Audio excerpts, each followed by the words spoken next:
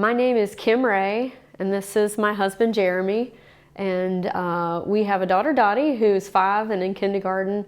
We attend the Village campus and have for about 4 years now. What you might not know about us is that we're actually a family of 4. Our daughter Libby is now about 8 years in heaven. In 2017, we found out we were pregnant, and we were excited, and we knew that our lives would change just like anybody else who has a baby. Your life changes forever.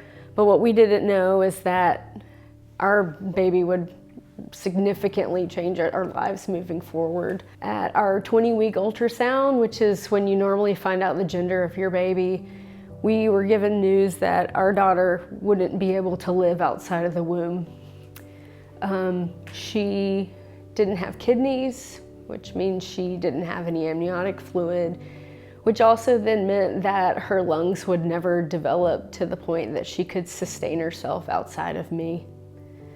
You can imagine that was pretty devastating news.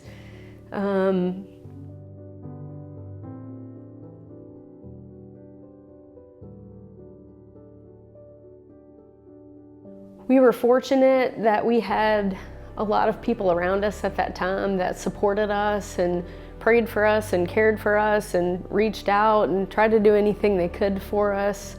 But despite that, I felt completely out of control. Out of control in a way that I've never felt before. I think, most of the time when you're given a situation that you feel out of control, there's something you can do, or at least something you think you can do. But there I was, and I didn't have anything. So initially, unwillingly, all I had left to do was to lean into God's complete control at that time.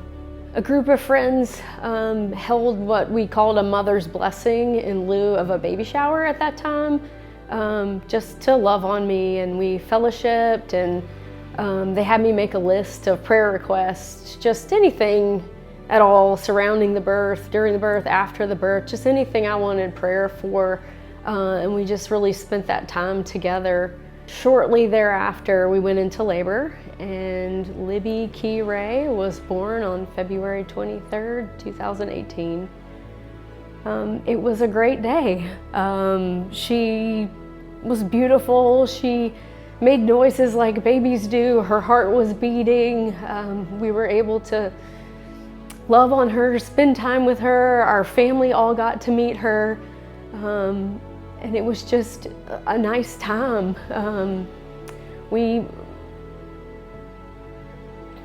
As we spent that time together as a family, me and my sister looked at each other at one point and kind of started laughing, because we both realized that everything that we had prayed through at that mother's blessing, every single prayer request had come to be.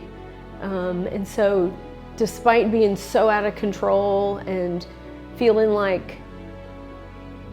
alone sometimes, we could see God's hand in something that was just terrible and sad, and all the things, we could still see God through it.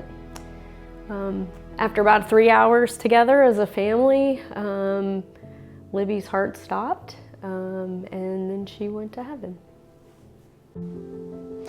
Libby is buried at Hopewell Moravian Church, the church where I grew up, and Moravians have really strong traditions surrounding Easter. In the days leading up to Easter, we gather in the cemetery to decorate the gravestones and set out flowers in preparation for Easter morning. It's a really sweet time, and we get to remember our loved ones and rejoice in what we know is coming. And on Easter morning, at sunrise, Moravians gather to worship.